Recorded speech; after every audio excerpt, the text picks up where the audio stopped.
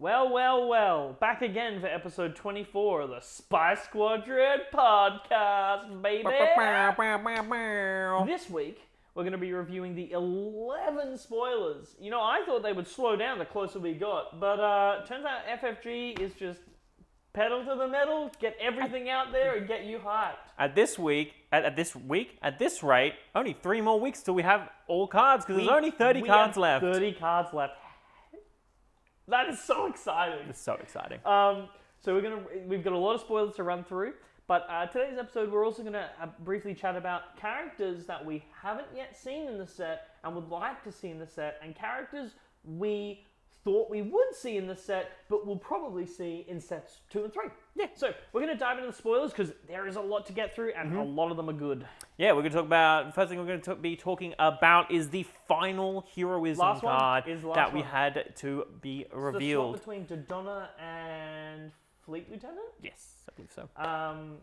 It is Regional Sympathizers. Is a 4-cost heroism neutral card that is a 3/4 with Restore 2. This isn't. It's not a vehicle. As just before we, the art's very pretty. The artwork's gorgeous. But I've seen a lot of people be like, "Yeah, this card's sweet for a vehicle." Just because it has a land speeder doesn't mean it's a vehicle. Yep, one of those classic blunders. It's a rebel. It's not a classic. Get out of here. Remember Scout Bike Pursuer? Classic blunder. So this card's interesting.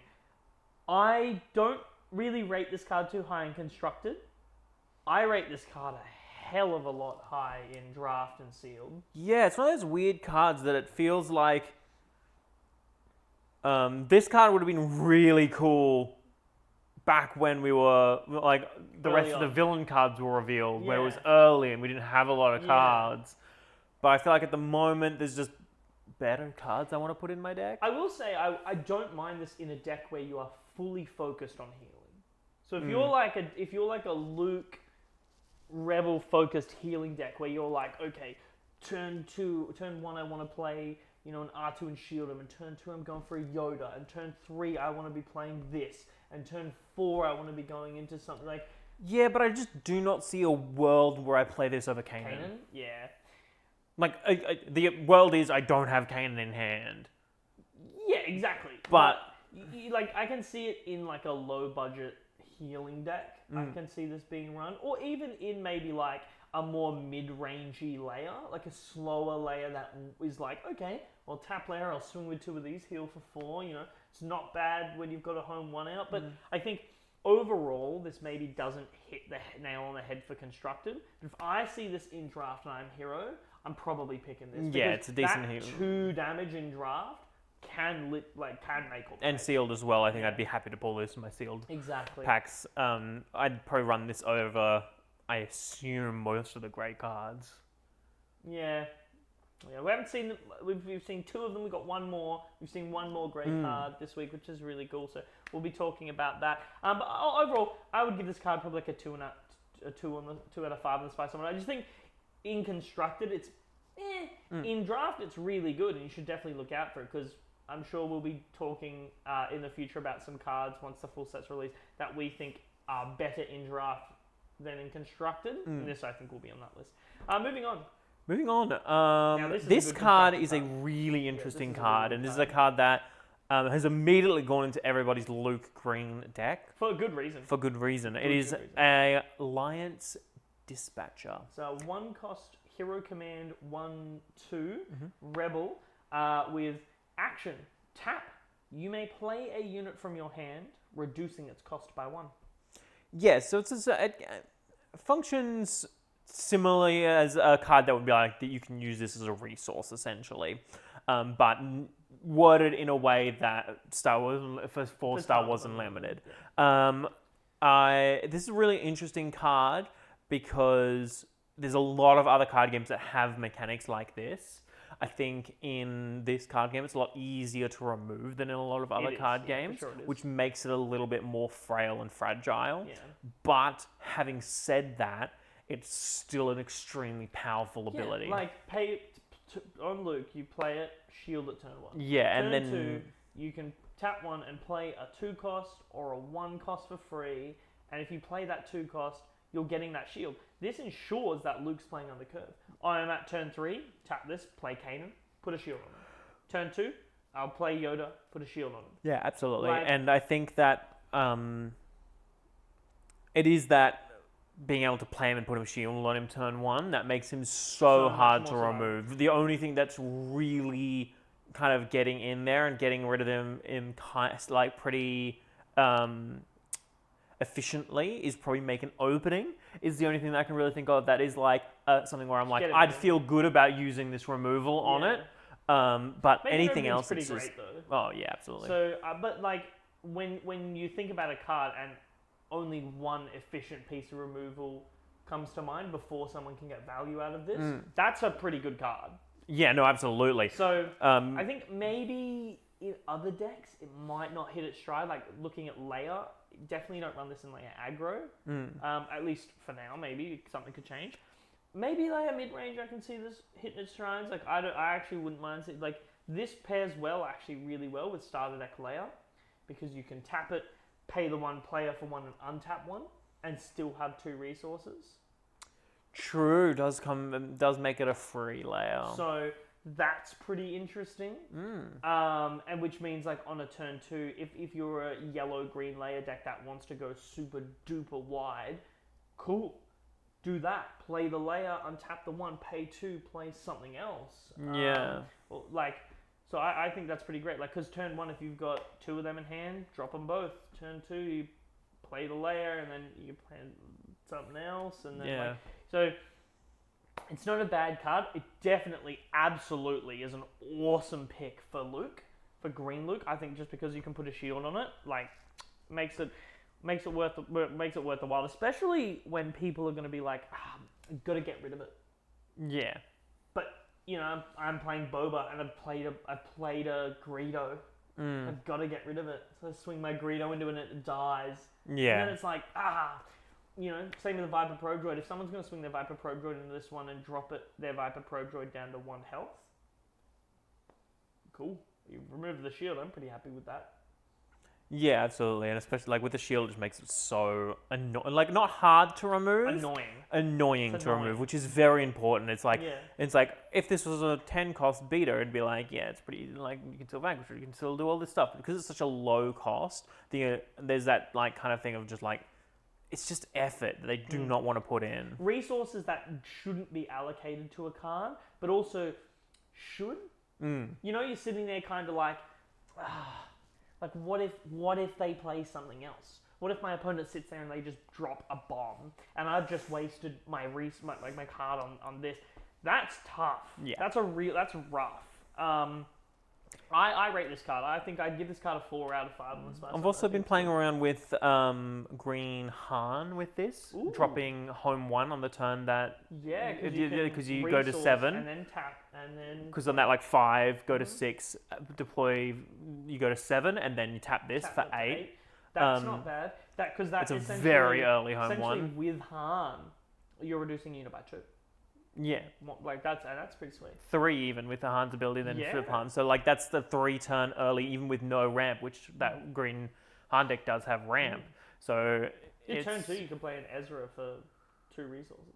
Yeah, it's an interesting thing where I think this card has some cool. It has a lot of potential. Yeah, and I think that it's going to get a lot better the longer we go.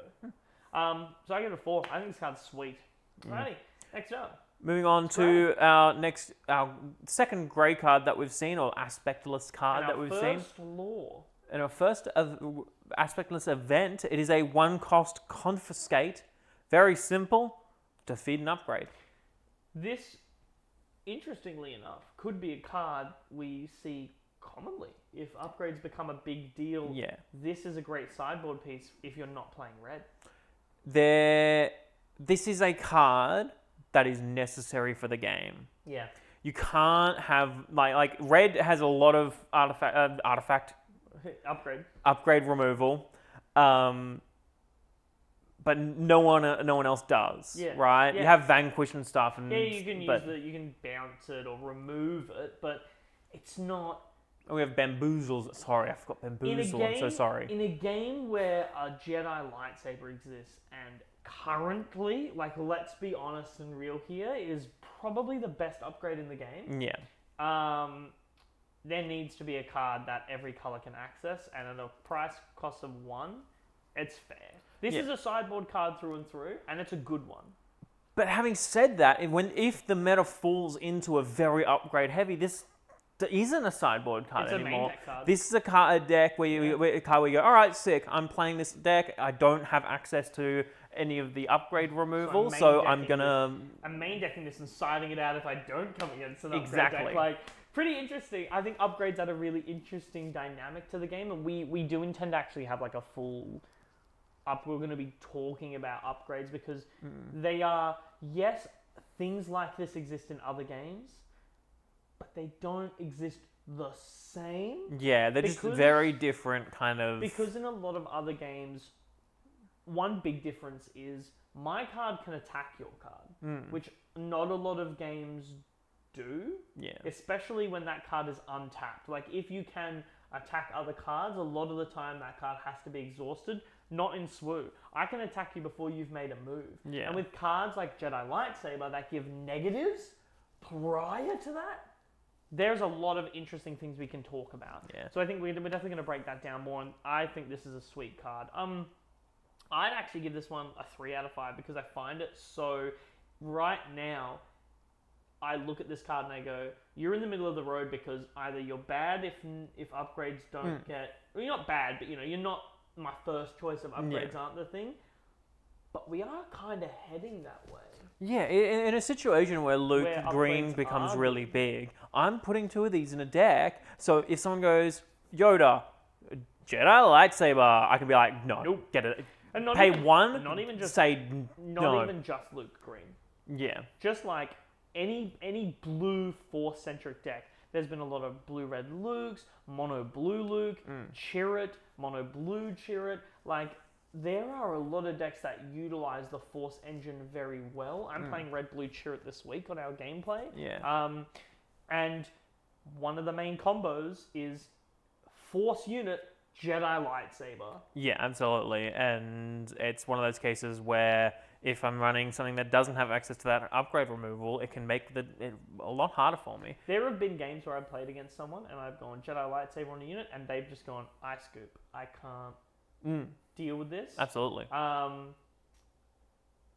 And because Jedi Lightsaber is a snowball value card, so I definitely think we can see some interesting stuff. This is the card I was hoping for. Its effect is interesting. I didn't know what its effect was going to do, but I was hoping we'd get something around it. It's Don't Get Cocky. That's awesome. I love the art on this card. I think it's love a really cool Luke art that we've seen there. The scene from A New Hope where Luke's in the Falcon and he I got one. Yeah, shoots the TIE to the TIE fighter, and then Han he says, "I got one." Han turns and he's like, "Good job! Don't get cocky, kid." Yeah, it is a 4-cost neutral cunning event. I'm going to pick up my phone here and read it out because it's got a lot of text. words. I think this is probably has the most words in any card. So, choose a unit. One at a time, reveal cards from your deck until you choose to stop or have revealed 7 cards. If the combined cost of the revealed cards is 7 or less, deal that much damage to the chosen unit. Put the revealed cards on the bottom of your deck in a random order. So, a lot of words. What essentially means is you pick an opponent's unit, because you can pick your own, but generally you're picking your opponent's unit, and you go, awesome, I'm going to flip the top of my deck. It's a Yoda, 3. Then you have to make a choice. Do you keep flipping or do you stop flipping? If you stop flipping, you deal 3 damage to your opponent's unit. If you keep flipping, sweet. Next is a Kanan. 7 damage. 7 damage. Goodbye, Vader. And then goodbye, Luke. Stop. You would stop there. You would stop there. You would not hit me. Stop there. Awesome. I'm doing 7 damage. Vader does have 8 HP, unless you're doing the legendary Vader. Yeah, I'm talking about legendary Vader. Yeah. I'm talking about legendary 7 Vader. damage. 4 cost for 7 damage is a lot. But if I were to take it back there and go, the first card I flipped was Yoda. Next card, I flip Redemption. Wah, wah. I get nothing. It feels very yellow.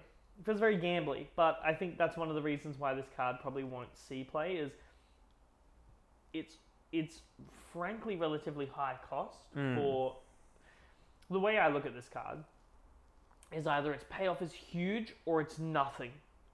Yeah. And you can't stake a game on that. Yeah. I think this falls into the same kind of flaw as I Am Your Father.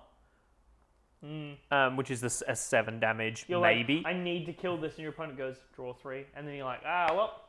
Like, if you need to kill it and it's got 6 health, the chance, like, you're like, I got a lot of 3 costs in my deck. You pull a 3 and you're like, I gotta go again. You pull a 5, you're done. Yeah. And you've spent 4, the downside to this is you spend 4 resources and get nothing. Nothing. Which is just unacceptable. Yeah, you can't do that to yourself. It's a great and it's a thematic card and it's really fun and I would for sure run this in draft and sealed, but it's not a constructed card. It's giving your opponent options is not great, and giving yourself a card that's payoff is nothing. Even because realistically, it's impossible to know what you're going to have at the top of the deck unless you've cheated or stacked. So whilst this might work in a deck that's similar to for a cause, stack, but that's 7 resources to deal 7 damage to something. Yeah, and that's even, that's one of those cases where it's like... Just run blue and pay 5 for Vanquish.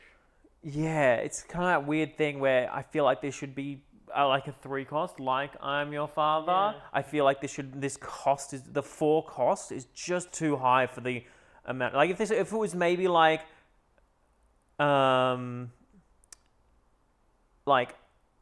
had a minimum, like a minimum of 3 and a maximum of 7, then it might be more considered. But the fact that the minimum is 0 and you can just be like, I did nothing on my turn. The first card you flip is Redemption. It's like, and I get you probably running this in decks where you have a lot of low cards, but it's just that fact of it's interesting and it's tough. And I just don't know, because I think gambling in a card game too heavily, especially when you're already top decking a lot of the time, adding some unknown factors like that is really rough. So I give this card a 1.5 out of 5 on the Spice Summit. I just think I don't think we can see this competitively played anytime soon, unless a wild card comes out. Yeah. Not to say it's a bad card. I love it. It's thematic. I love the art. I think it's a really fun effect, and I'm definitely going to run it in a sealed deck. But as far as constructed goes, it's just not a card I'm even considering. Yeah, I think at the end of the day, this is a card where you're going to be like, oh, I lost to it. It's so it's really good because I nailed 7. You killed my big thing. I just couldn't do anything. And it's like, yeah, but it's not consistent. And then it doesn't have every that time consistency. you play it, you're like, this sucks. I flip my Reinforcement Walker off the top, which is the next card we're talking about. I like this card. I love this card. I think this is a really interesting card, and it's a card that definitely a couple of decks that I've had that haven't been able to survive the ping from stuff like Lando and Leia. And I think this card in those ramp decks is going to be something that is going to be put in to kind of have that late game. And it is Reinforcement Walker. It is an 8 cost command neutral card. It is a 6/9 It's a vehicle walker. It is not an Imperial. Weird. Vehicle walker. And it says, good stuff. When played / on attack, look at the top card of your deck. Either draw that card or discard it and heal 3 damage to your base. When this card came out, I was at Korean barbecue, and I got a notification on my phone. I pulled it out and was like, "Oh, cool! 3 new cards. Wow, Confiscate's really funny. Oh, Don't Get Cocky's really wacky." And then I flipped to this and I went, "Oh, this is really good in a Thrawn ramp deck." Yeah, I think Thrawn ramp, Tarkin ramp, even a green. If you're running Han Blizzard ramp, AT-AT Invader ramp, run this. Yeah. And I think it's a thing. It's like both abilities are good. I look at the card first, then I choose whether I draw it or gain 3 life. That's sweet. And that's very, very cool. Yeah. And I think there's definitely been some times when I've played my Thrawn ramp deck where If you had 3 health. if I had 3 more health, it would have been fine. And I had the resources for it. Yeah. But Playing this with Piet. playing this with Piet is 6 life. Playing this with Piet is wild. Because you kill something, and you're either gaining 6 life, or drawing 2 cards, or gaining 3 life and drawing a card. I definitely, that is insanely good. Yeah, I definitely think there's a world where we see a return of a kind of hero ramp deck that runs Wedge. Yeah, giving this +1/+1 an ambush. Yeah, so pretty that's cool. Making it a 7/10 with ambush. With ambush. And so it's like 7/10 on the turn I play it. Giving this card ambush, just giving this card ambush, Yeah, is awesome. Like I know Very you run good. here in your Thrawn deck. This is such yes, Blizzard Assault AT-AT and AT-SC are great payoffs. I would argue that this or Blizzard Assault, I would argue this. I would rather that card. yeah, absolutely. I would pay good money for that to come in. In fact, I'd pay 8 resources for it to come in. Like it is Save me something. 6 life. Yeah, it is something that currently, like green doesn't have life gain, except obviously if you're hero, then it has plenty. But That's got a lot of restore. in villain, nothing. In yellow villain, nothing. So the I think payoff that is really nice. yeah, I think it's just something that like my Thrawn ramp deck was definitely missing that, and now it has it, and I assume that's also going to fit into a couple other decks It's a as good, well. good card that helps stabilize. So I honestly, I like this card. I give it a 3.5 out of 5. Wowee! Did we get a leader? We were wrong. We were wrong. Everyone was like there were people calling it, and we were like, no. Can't be Chirrut. Was. It's I Chirrut. just didn't expect 3 Rogue One leaders in Hero. But then again, there would have been 3 Rebel leaders. Yeah. So either way, I am not disappointed. No. I think this is so sweet. So I'm playing this leader this gameplay. I think this is a interesting leader where he doesn't work with a lot of colors.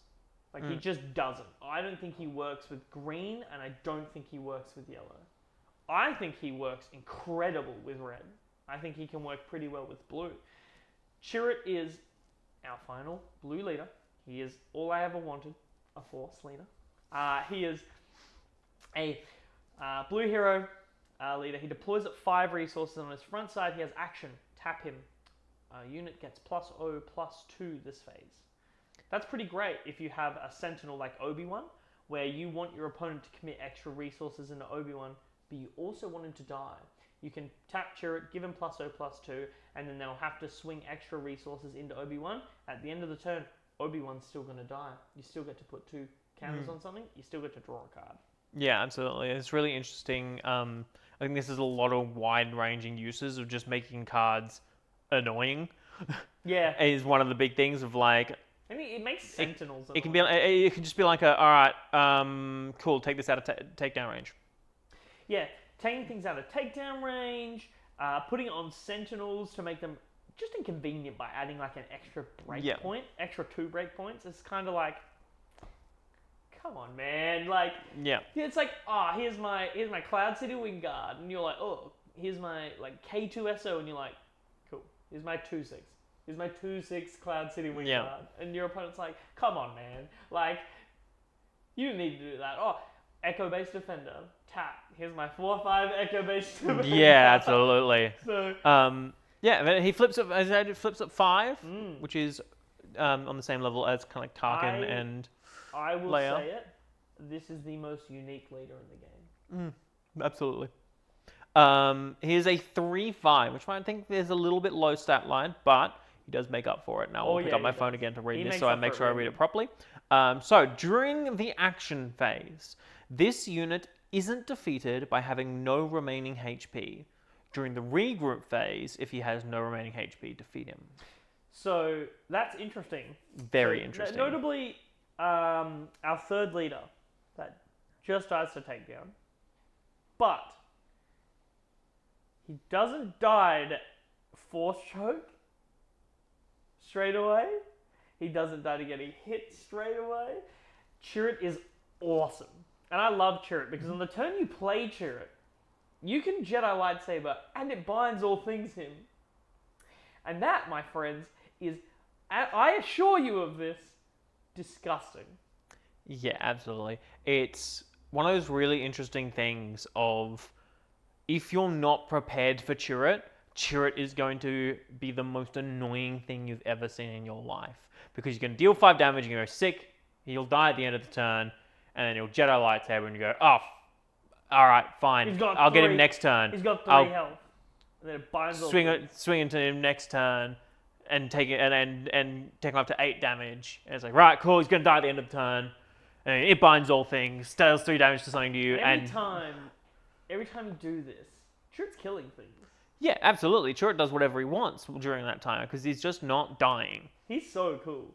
So, just a rules clarification, because I did play this wrong for a little bit, and then we got the rules clarification. I've been playing it right, and it's still very cool. Chirrut stacks damage. So you swing into him for 8, he has 8 damage on him. And then your opponent has to heal, 4 damage to be able to keep him alive. Yeah. But if you've got a Jedi Lightsaber and it binds all things, and someone deals 8 damage to him, you're just like, and you're killing, you're wiping your opponent's board, and then they got to deal with Chirrut. Yeah, this is a card that is very hard to deal with if you don't deal with him immediately. Yep. And there are some really interesting things that do come into play when you're versing a Chirrut deck. Some really interesting things. For red, it's the upgrade removal. That's going to hurt him quite a lot, removing that lightsaber from him, being like, all right, cool, no, you're done. The other thing is Bamboozle is quite an interesting card. Really gets Chirrut good. Because you can be like, oh, I'm out of resources. And they're like, well, there it is. It binds all things. Jedi lightsaber, he's good to go. And you go, boing, discard my yellow card, tap that man, get him out of here. Or wing leader him and do something else, and then you're just like, get rid of them all, and now he's dead. The Force is with me. Which we'll talk about in a second.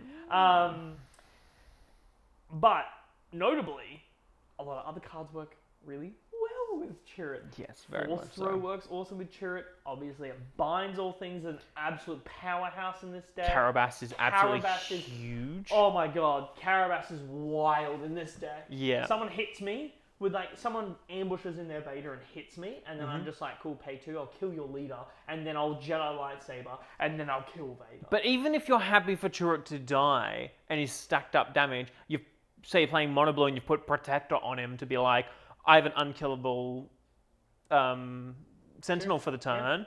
You can be like, awesome, he's got 12 damage on him. Nice Devastator. Carabas, Carabas, kill literally whatever the hell I want. Even if we're right in our speculation that the Emperor's going to be the highest standard leader, Chirrut could just one-shot the Emperor with Carabas, which is hilarious. Yeah, it's one of those weird things where it's also the fact that killing him doesn't stop Carabas. Yeah, because you hit him, and it's just like, yep. He'll die later. Later on. But unlike what Carabas' weakness is, once you kill it, it's gone, and I can't use Carabas. Yeah. Chirrut gets around this by being like... it. So I think I like Chirrut. I think he's very fun. I don't know if he has what it takes to become meta. I don't think he does, but I do think that he's one of those decks where blue has the easiest option to kill him, which is takedown. Every other color struggles. Yeah, if you take down him turn 1, it's going to be a huge relief. If you don't have the takedown, you're going to be in trouble. Yeah. Of course, takedown is still really good because you only have to get him to 5 health and you can just get rid of him immediately. Yeah. There isn't that, I have to wait to the end of the turn. Yeah, that's big because it gives your opponent a lot of time to work with. I think with Chirrut, I've found a few things. If you're going to play Chirrut, here's my best advice for you. Don't count on Chirrut. Don't. If you flip Chirrut and he lives, hell yeah! He's going to make a world of hurt for your opponents, that's for sure. But do not bank on Chirrut. Make sure you're still playing your Yodas. Make sure you're still playing your other units. Get your Sabines out, get your A-Wings out, get your Red 3s out. Go wide. And then when Chirrut comes out, build on Chirrut. Because I can assure you that there have been games where I'm like, okay, cool, flip Chirrut. He's here to save me. Pay 4 Chirrut's dead. And then I'm like, all right, I am in such a bad position.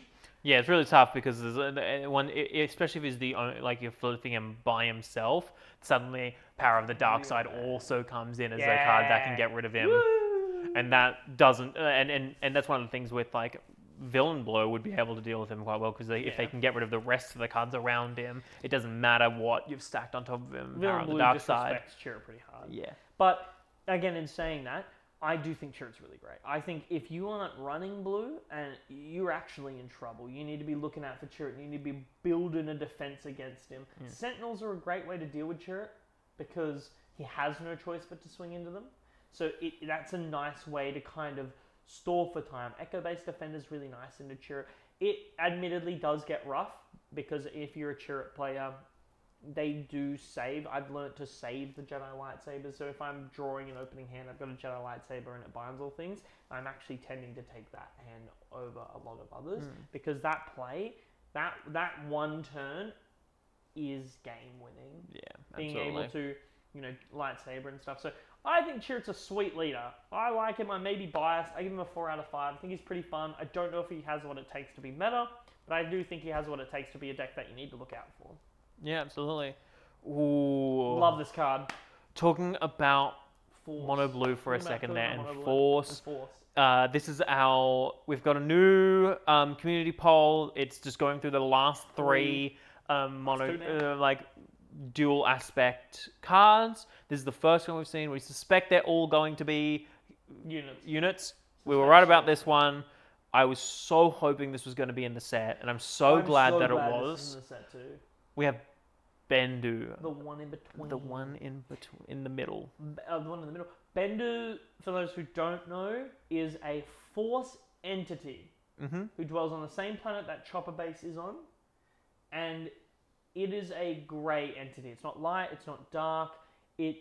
After Kanan, spoiler alert, after Kanan gets blinded by Maul, the Bendu helps Kanan understand himself and the Force more. Yeah. It's one of my favourite arcs. The Bendu is one of my favourite creatures because it's so interesting when in Star Wars, the Force is everywhere.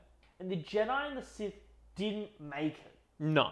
It's interesting to see these creatures out there like the Bendu who have been here for who knows how long they've been there. Just vibing. Who knows how, and the Bendu is strong. We see it decimate Thrawn's forces by turning into a giant storm and stuff. So the Bendu's really cool and really interesting, and I think they absolutely nailed this card. Yeah, absolutely. It is double vigilance.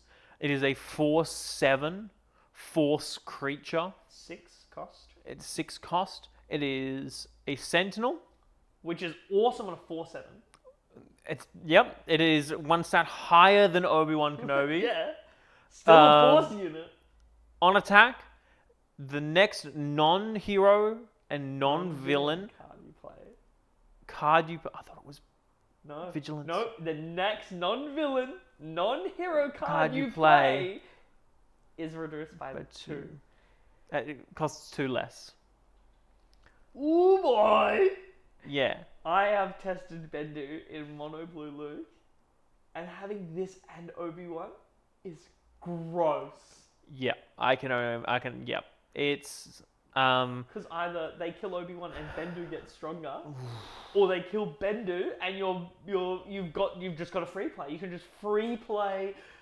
You can free play it binds all things, and the Bendu triggers off this. Imagine your opponent swings into Bendu, or you swing and you kill something with the Bendu, and then your opponent goes, I play this, and you go, all right, I'll play it binds all things for free, and I will kill it by healing 3 off my 4/7 Sentinel and killing that card. I'll pay 2 for a takedown. I'll pay 2 for a takedown. I'll play a free regional governor and name that card I know that you're going to play that will counter my Luke leader flipping.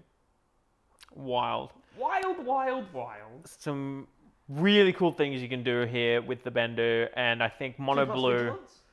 Two-cost Vigilance. Two-cost Vigilance. I love Mono Blue. We know this. We've been through this. I love Mono Blue Luke. I love Mono Blue Krennic. I love Mono Blue Iden. I love Mono Blue. I'm going to love Mono Blue Chirrut when I get around to building that. Can I be honest with you? I think now that we've got all the blue cards and all the yellow cards for those respective colours and their double colours, I think Mono Blue Luke, I think Mono Blue is stronger than Mono Yellow. Wow. I think I'm gonna say that I think that the fact that Mono Blue, I think maybe Mono Blue Villain might not be, but then again, saying that's Power of the Dark Side and things like that. But Mono Blue Hero, the fact that it's got Jedi Lightsaber, Yoda, Kanan, Obi-Wan, Big Luke, Luke's lightsaber, Luke leader, shields, Bendu, there is a lot of stuff. Simply by tying into just that inbuilt Force theme, you have made, I dare say, one of the strongest decks that's out there. I don't know if this is meta or not, but I would be begotten to not at least say that this is tier 1.5, potentially higher. Yeah, absolutely. I think the Bendu is a fine addition to this deck. When this card came out, I put 3/3 Obi-Wan and Bendu in my deck. I've since dropped Obi down to 2, but I will not drop that Bendu. Bendu is that extra stat point. Yeah. Wild. Yeah. I can assure you it is wild. Putting a lightsaber onto Bendu, flipping Luke, swinging Luke, putting a shield onto Bendu, even if he's had damage, it's just, this card is nuts. I actually believe this card is bonkers, and I think it's a card we're going to see in Mono Blue decks just down the line, because even if you're not playing Mono Blue Force, who's not going to love a 6-cost 4/7 Sentinel that's going to reduce the cost of cards in your hand? Every set we're going to get new neutral blue cards. Every set we're going to get new double blue cards, which means every set the Bendu is going to make those cards cheaper. Yeah, absolutely. I give this card 5 out of 5. Fair enough. 100%. I think the Bendu is great. I think Bendu as a 6-cost that reduces the cost of cards would have been pretty good. I think giving it Sentinel was nuts. Yeah, I think it's very, very good. Speaking of gorgeous cards. Gorgeous cards. Game Genix showed off a product. They showed off their deck boxes. They're awesome deck boxes. Go check out Game Genix. Definitely go get their deck boxes. I'm buying some. I saw those deck boxes and was like, oh my god. Showed off a deck box, and I guess you could say they showcased a deck box. And they showed a leader. We've seen our second showcase leader now, which is Chewbacca. Whoa. Can we just appreciate this? Yeah, very pretty. Wow. Very, very pretty, and that's what you're looking for. And now can we appreciate this? Alright, don't appreciate it. It's very cool. Very excited. I'm so keen to see the others. I assume they're not going to release any others until release, where we get to find them ourselves, which is perfect for me. That's a cool. I think it's a really great way to do it. Yep. Get the community interacting with each other, getting exciting when someone opens one at store, and Oh. there'll be a new player out there who'll open one and be like, "Hey, what's this?" And they're gonna have the best day in the world when everyone else loses their mind. This Chewie's gorgeous. I think it's simplistic. I think it's really great. I know a lot of people had an issue with the walking carpet artwork. I think it's hilarious, and I like the artwork. But this is good art. I'm pretty sure before we started recording, James said, "This is good. This looks like Chewie. This is Chewie." And I agree. So this is awesome artwork. I absolutely love it. Props to the artist. It's fantastic. Next up, we got two more interesting cards. I would say again lately I've noticed a bit of a pattern where they release a more generic card, and then we've got a draft card and then a constructed card. Yeah. So this one is it Sand Skiff? Escort Skiff. Escort Skiff. Yep, this is one of the skiffs that guides Jabba's barge to the Sarlacc pit. It is a 4-cost neutral command underworld vehicle fringe. It's a 4/4. Nope, sorry. Underworld vehicle speeder. Oh, is this our first speeder? This is our first speeder? Not our first speeder, because we've seen speeders in artwork. This is our first speeder. Keyword. That's pretty interesting. That's interesting, yeah. But it is a 4-cost, as I said, 4/4 with while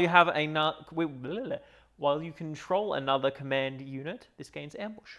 We've seen a few cards like this, and I do believe Tyler put on his Twitter, his X, a little bit of a designer insight into this about how to make draft more accessible for players. They added this cycle of cards in that cares about having the same aspect out in order to make mono more fun and in order to make the draft experience overall more fun. And I think that is brilliant. I think that's exactly the way to do it. I look at these cards and I go, Yeah. This is a awesome draft card. Honestly, a 4/4 for 4 with ambush Not bad in constructed. is not bad in constructed either. Like that, like Callus is run, but Callus doesn't just run for his draw, No, and he's a 5-cost Yeah. 4/4 with ambush. Most of the time, Callus is run because he kills stuff on entry. So, if you're playing a mono green deck, this could be a main deck, potentially even a sideboard card to deal with aggro. Because I definitely could see myself running this, being like, okay, I'm versing green layer. Okay, this is a turn where they're gonna really try to put the brakes on me. Ambush this guy in. Yeah. It's pretty sweet. So I like him. I like him a lot. Yeah. This next card Oh yeah. is The Force is with me. very cool. It's a 4-cost Hero Vigilance event. It's Force event. It says, give a unit 2 experience counters. If that unit is a Force unit, you may give it a shield as well. I'm just gonna cut you off there for a second. Choose a friendly unit Choose a friendly unit. Sorry. and give 2 experience tokens to it. If you control a force unit, also give it a shield token And then to attack the with it. chosen unit. And then you can attack with the chosen unit. You may then attack with chosen unit. So you don't even need to have. It doesn't even need to be a Force unit. You just need to control one to be able to put them. You can put this on a non-force unit. Wing Leader, Fleet Lieutenant, Moment of Peace. Wrap that bad boy into one. Yep, Slap it, make it cost 4. that's it. Make it an event. Make the art beautiful. Oh, the artwork's gorgeous. There's a scene on Scarif where Chirrut is walking towards the door, and he's doing his little chant, and all the bullets are missing him. Yep. And then I'm pretty sure he gets in and he just like bodies those 3 guys, doesn't he? No, he like pulls the lever and then immediately gets killed. That's right. That It's is like that- his last that's stand his because last he's like stand. because Baz has been killed and he's Yeah, just I like do remember that. he's got to like pull the lever to like That save was the Make- world and Make he's just an like Opening. You're right, because Make an Opening is when Baz is doing his last stand and he gets taken down. Yeah. And then we get the Force. Very nice follow-up as a 3 to a 4 cost, and both blue. This card's wild. this tell card's ya. really cool. This card, we've just been talking about how mono blue hero is probably one of the strongest decks out there. This is insane. All right, last turn I played Yoda. This turn I'm gonna give him 2 counters, a shield, and let him attack all in one go. And next turn I think I might just put a lightsaber on him just because I think it's funny. And then the turn Yeah. after that, Bendu. Yeah, there's some crazy stuff going on with blue at the moment, and this just adds to it. This is exactly what you want for blue. This is a way to get value and then immediately use that value. Yeah. It is the next step of like The fact that this card wing leader. attacks Just as well. yeah, I think this card would have been fine. If I it was didn't have reading that this situation. card and I was like, okay, oh cool, you give him a shield. All right, sick. And then that last line was just like, Ooh. really, really cool card. Oh, we've already listed off the cards that can be used with this. This can be used on leaders. Mhm. You can use this on Luke. You can use it on Use Chirrut. it on Chirrut. Use it on Chirrut. Give him a shield. Give him +2/+2. Oh, +1/+2. +2/+2. Give him a shield. Have him attack. I don't know. I don't know. This card speaks for itself. Yeah. I'm so hype about this card. I'm so keen to see this card in me- hyperspace. For me, this card is if you are doing a Force-centric hero deck, it's a 2 of every time. I like you could potentially push it to 3 of. I think 3's maybe a bit much. The for deck's it. getting tight. Yeah, that's my problem. Is because the deck's tight because they release Bendu, and then at the slot of 4 you've also got Kanan and lightsaber onto Yoda. Like Yeah. it is a bit of a tight squeeze, but I think personally, I'm always putting 2 of in this deck because if I don't see lightsaber and I see this, hell yeah, is this it? Even if I see lightsaber, the situation might call for this instead. This card does so much in a deck that already does so much. And I was like, mono blue hero force. It's done. The deck I thought would be sweet one of the decks that I actually kind of had on my wish list because I remember I was like, Yep. I want a Force deck. One of those decks that was on my wish list, I was like, it's done. We're sweet. Like, that's a good deck, man. Bendu came out. Mm-hmm. I was like, all right. Like, this is dope. Like, this makes that deck better. This comes out. I think, if nothing else, these last two cards, well, the Bendu and this, is... There have been people saying that there isn't a Force deck yet. That's not true. And then people saying that there might not be a strictly Force deck in set 1, and it's here. It's been here for a while. Like, when... Like, we played the Mono Blue Luke Boba deck. We did that. I was like, when James beat me with that, I went, how fun was that? And James was like, it was very fun. And then I went, because that seemed fun. Like, it was rough for me, but the whole time I was sitting there, not being like, God damn it, how am I getting out of this? But being like, man, I wish I was doing that. And then I went home and I built it, and I've been testing it. I have so much fun with that deck. I put that on the level of fun I have with Blue-Red Vader than I do with Mono Blue Luke. And I think that we just got some cards that make it wild.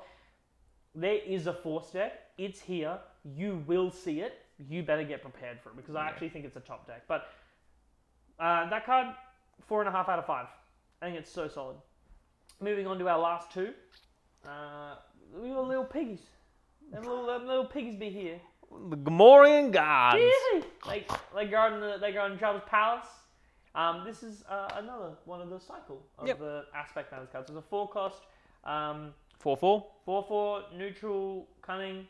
If you control another cunning unit, this card gains Sentinel. Yeah, and that seems to be the kind of general idea we have as looking at all like this kind of cycle. Is just like if you can 4/4. If you control another, get this keyword. Yeah. I assume the red one's probably going to be Overwhelm or something. I assume the blue one's probably going to be Ready Restore. Yeah.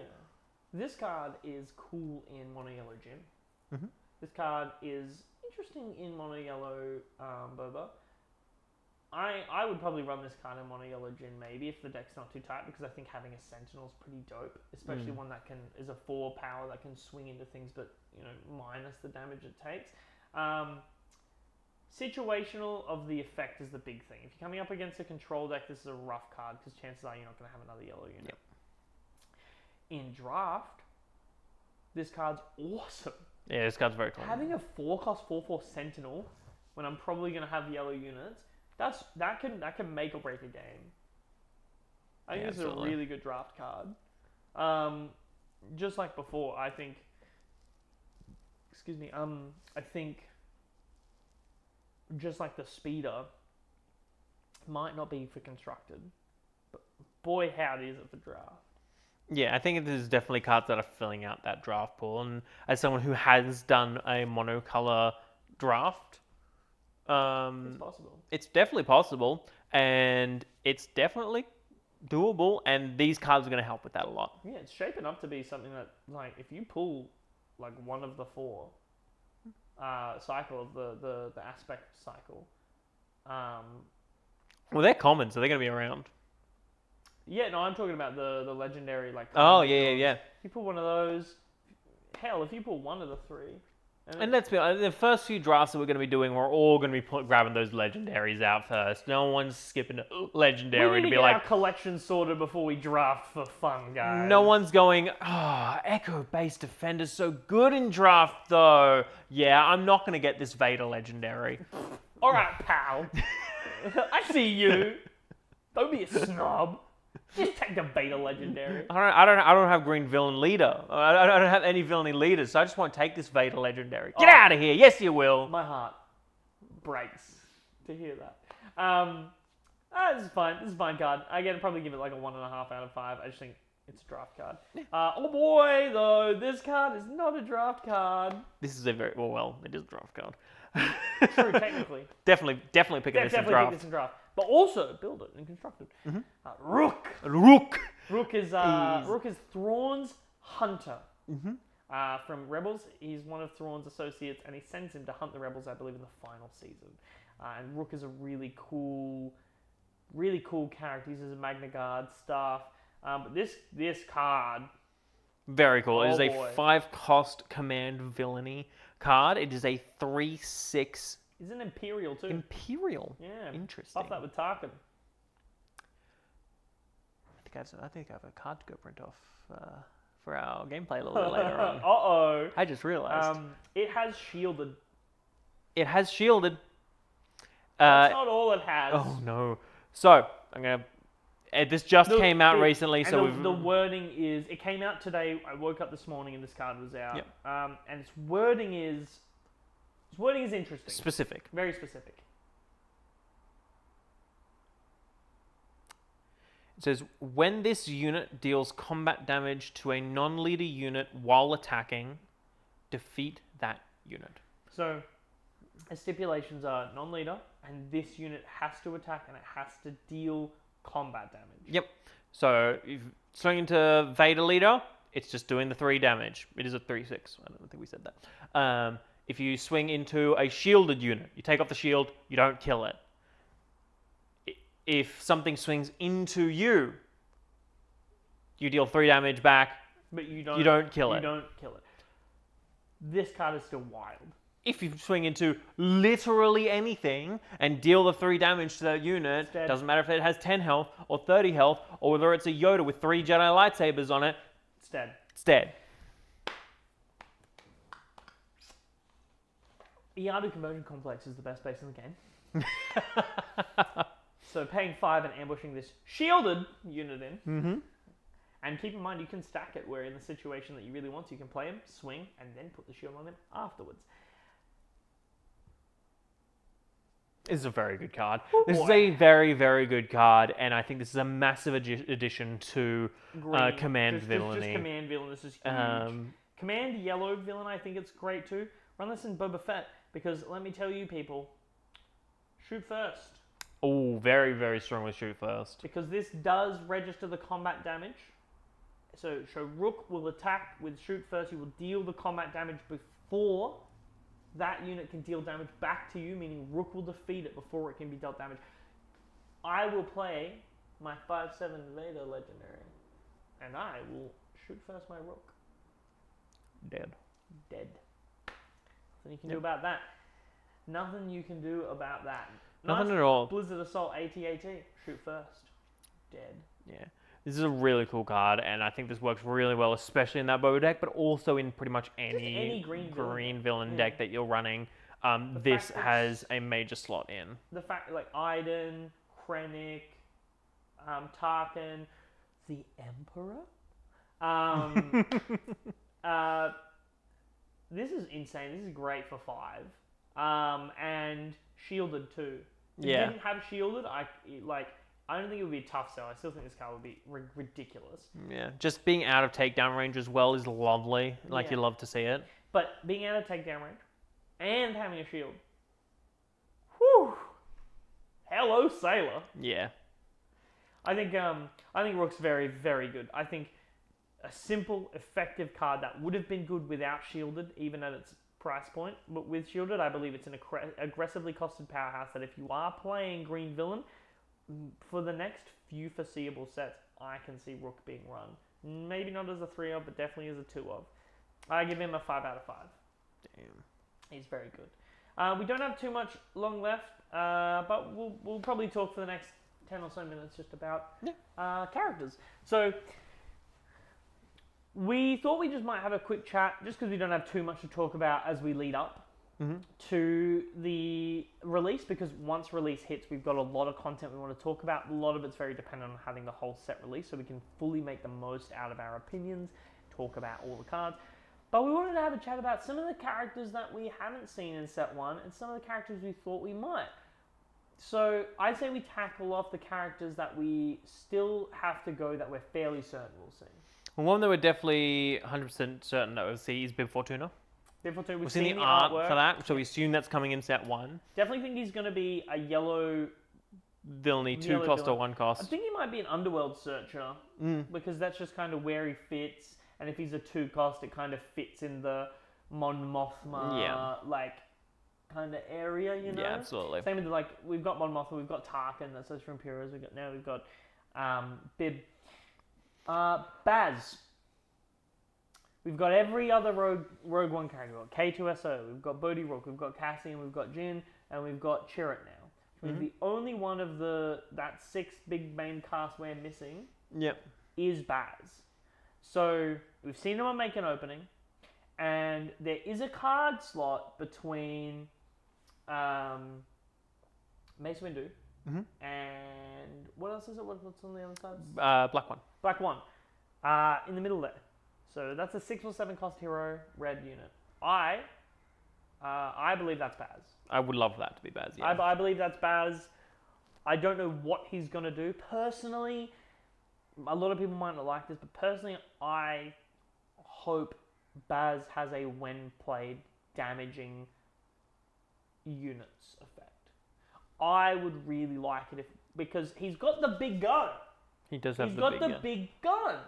Big gun. So I wouldn't mind seeing something where it's like, if Baz comes in, he deals 2 damage a certain number of times to ground units, like opponent's ground units. Or he might come in and he might do a fallen lightsaber type thing where he deals 3 damage to each of your opponent's ground units. Something like that would be super sweet. I would love to see it because I personally think heroes need a sweeper. Yeah. I think that's generally agreed on, that heroes need something that can kind of spread damage. Because, we've got, like, Overwhelming Barrage and Villain is wild. It's such a good card. It can be oppressive at times. Hero needs something. And who better than the man with the big gun, Baz? Man with big gun, Baz. Ghost is another one I'd like to see in set 1. I'm not too sure if that's going to happen just because of how we're so close now with only 30 cards left. I think we still got a slot for it. I'd love it. I'd love to see it. So I think Baz is definitely a character there. Who else are we missing? I know some people were talking about seeing some of the other bounty hunters from The Empire Strikes Back. Because we saw Bosk. I mean, you've got Dengar. I can't remember the 2 other guys there. They're brothers. They look flies. I can't remember their names. Cantina Band would be a fun card. Cantina Band would be a hilarious card. What's old mate's? I don't like you. My friend doesn't like you. He would be fun to see. He could just be like a neutral. Tusken Raiders. Oh, that's a good one. Tusken Raiders. I'd love to see some Tusken Raiders. With Tusken Raiders, I wouldn't be surprised if we don't see it set 1, but we do see it set 2. Given that Shadows of the Galaxy is Outer Rim focused. I assume that's also going to be where the rest of those bounty hunters are going to sit. Yes. So our assumption for set 2 is we're probably going to see a lot of the characters we assumed to see in set 1, but didn't because they're more Outer Rim focused. I mean, for those who haven't seen it floating around, I think there's some artwork of Lando as like the Lando from the Solo movie where Donald Glover played him. I love that artwork. I think it's bloody gorgeous, and I'm a big Donald Glover. Bloody gorgeous. And I'm a big Donald Glover fan, so I absolutely love Donald Glover. So it's awesome to see him as a card. So I think we'll see that. I think we'll see Solo movie Han. I think we might see Solo movie Chewie. I think we're going to definitely see Jabba as a leader, because I know a lot of people were like, yeah, Jabba a lot of them wanted to, set 1 as like a leader. Especially after we saw Boba be the first. Yeah, it was kind of like, oh yeah, sweet. And then we got the Bib Fortuna art, and then we even saw the Jabba art, and it was like, okay, awesome. But I think it's a wise move saving Jabba as a leader for set 2, because it's the set about the Outer Rim. Jabba is, for the most part, as far as we're aware, throughout the Galactic Civil War, and even during the Clone Wars, Jabba controlled the Outer Rim. Yeah. He had the Hutt spaceways, which, the Republic had to make deals with. So it'd be interesting to see him as maybe even a command leader. That'd be interesting, yeah, absolutely. I think there's a lot of really cool things we can see moving into set 2, but for set 1, I feel like one of the things, we do have one more of that Inferno Squadron left. Yeah, I can't remember his name, but I did need to look it up before this episode. But we do have that space in Villain Vigilance, the VV, that has space for him, so hopefully we'll see that there, completing out the squad. Which will complete Inferno Squadron. We've got Inferno 4, Del Mico, we've got Iden as the leader, so it would make perfect sense to put in the last member, and then they've got enough support then. That's pretty nice for the Inferno Squadron. I think that's an awesome nod to the people who like the Battlefront games. Yeah, that's absolutely. such a cool inclusion in the first set. Ewoks, we had a chat. Probably won't see Ewoks for the first couple of sets. I hope if we do see Ewoks, they're all about Ewoks. Like, it's like... They're all in on the Ewoks. You get like 4 or 5 cards that are all about Ewoks. You get like a leader and then like 3 or 4 cards that are like, if you have an Ewok, it gets ambushed. And then you've got one unit where you just have as many Ewoks as you want in your deck. And it's just a 1-cost 2/2 Ewok. It doesn't do anything, but you can have as many of them as you want. And you could just yum-num. Yum-num. And then I guess maybe like... It'd be interesting to see what kind of eras we're running into with set 2, because set 1 really focused on so there was the main trilogy, Rebels, and Rogue One. Those 3 things were the big major points. The Galactic Civil War, Rebellion versus Empire. But the Outer Rim has been there forever. Yeah, we assume they're going to be focusing on stuff like The Mandalorian, Book of Boba Fett, that kind of stuff is going to be in there. Solo, I can definitely see being part of it. I think, and then just like general Outer Rim people. You know, like Cad Bane. We might even see Maul, because during the Clone Wars, Maul became a crime lord. I know Mandalorian's kind of a given, because I do believe Mandalore is an Outer Rim planet. It'd be interesting to see whether they just kind of take the Mandalorians and they'll leave the Mandalorians of Clone Wars for set 3 of Twilight of the Republic, where they bring in stuff like Satine and that'd be cool. The Death Watch, Vizsla, all that kind of stuff. Vizsla. But I wouldn't be like, I definitely think if we're gonna like, because set 1 I feel is pretty rounded out. I'm pretty happy as long as we see Baz. I think as long as we Baz and Bib and a couple of the characters we mentioned, I'm pretty happy with that. Oh yeah, absolutely. Going into set 2, I reckon definitely Mandalorian, Moff Gideon, definitely more Jabba. I wouldn't be surprised if we get another Boba Fett unit. I don't think we'll see a leader, but I reckon we'll see another Boba unit. Yeah, absolutely. Cad Bane. You've got a lot of good Outer Rim characters. Lando, I think Lando might get a leader. I don't think we'll see a Han leader, but I definitely think we'll see Han units. Because it's interesting because there's a lot going on there. Because I think if we're going to get a deck focused around the Solo movie, I do think that we might see like... I can't remember Emilia Clarke's character's name. Couldn't tell you. I've only watched that movie like once or twice. And the only part that I really remember is Donald Glover's Lando, because I'm just like, it's Donald Glover! Yay! Childish Gambino!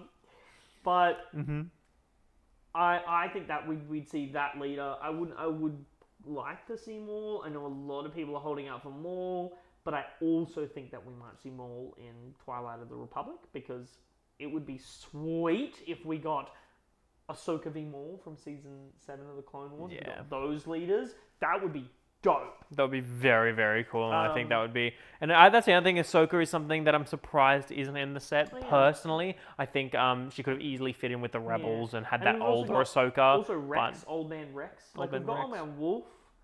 Old Man Rex plays a major part in Rebels. Once he's introduced, he joins the rebellion, everything like that. In fact, I'm pretty sure they retconned... that one old man in Return of the Jedi, there's an old grizzled man on Endor, and he's been cited to be Rex fighting the Battle of Endor. I'm pretty sure that's canon. So he went on to just rejoin the rebellion after that, and helped out to the very end. The Empire was destroyed. Old Man Rex helped out, became a hero of the rebellion. So surprising we haven't seen Old Man Rex yet. I would have liked that, but I wouldn't mind if we see him in a future set with the Spectre keyword. Cool. But I think that's what we have time for this week. There are a lot of new spoilers, a lot of interesting talk. Stuff. So close, so much hype. Next week we have the pre-release and store showdown stream, where I think they're just going to be going through the prizing, the events, what it's going to look like, what's going to be happening there. So that should be interesting. Check that out, and then we will check out the gameplay. It's going to be an interesting one. Interesting one. Shirt, blue red shirt. But thank you very much for watching. Yes. Please subscribe. Go support your LGS. Make sure you pre-order product, and we will see you next week. Bye. Bye.